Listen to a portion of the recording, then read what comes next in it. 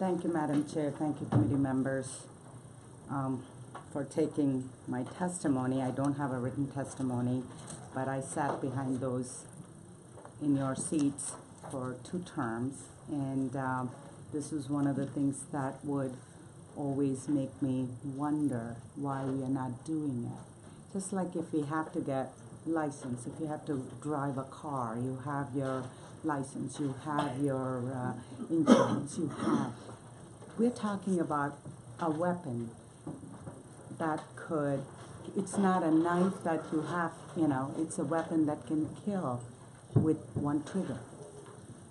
And it's a tool. Guns don't go off by itself. Guns don't kill people by itself. It's the person behind. So who do we hold accountable? Or how do we make sure that the person who's holding the gun is safe, sane, and knows the responsibility of holding that very powerful tool in their hands? And, I represent Nashua, and we have had, since I've been at the State House, we have had a few, I can count about 6 homicide or death by suicide by gun. And I'll admit, I did not look at if the background check was there. One was a husband and wife. Husband killed the wife and then hung himself. This was in my ward. What are we doing to make our, I'm not a gun-carrying I'm a law-abiding citizen, but I refuse to carry a gun. So my safety or my peace of mind is less valuable than somebody who's willing to carry a gun. So I want, it's not how I feel about it. And I think making safe communities, it's not a zero-sum game. It has to be a coordinated effort. I just testified in the education committee on different related to firearms.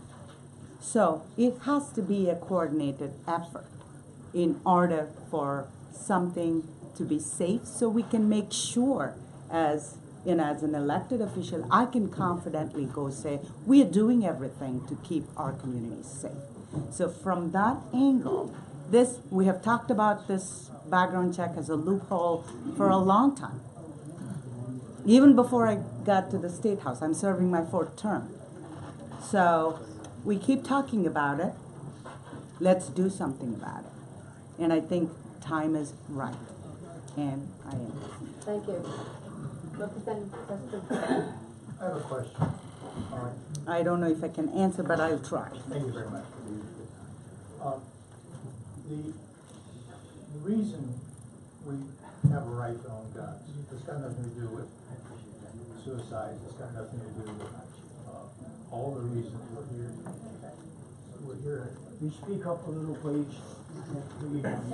The reason we're doing background checks is strictly the Second Amendment, and I'm trying to decide why you think we should be able to infringe on it. So I think the Second Amendment says a well-regulated militia being necessary to the security of a free state, the right of the people to keep and bear arms shall not be infringed. So where do you get off trying to infringe? Thank you for your question, Representative. I'll try to answer. From what I read, a Second Amendment, when the Second Amendment was written to carry a militia, the society we were very different. It wasn't a magazine of 100 rounds, or it was a rifle where you had to load it. So right now what we have is very different. It's like, did we have the candle versus electricity? We didn't have solar panels back then. So are we saying solar panel is not appropriate?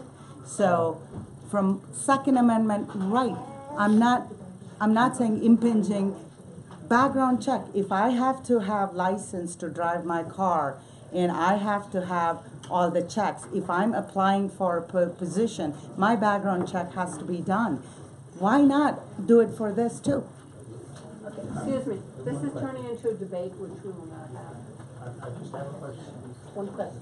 The question is, are you aware of the Supreme Court, which said it had nothing to do with the kind of weapons? It had to do with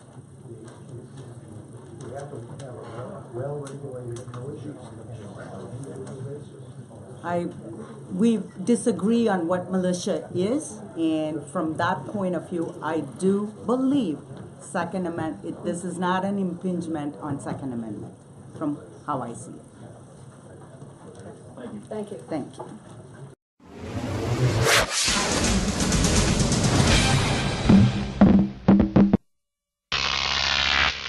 Croc TV.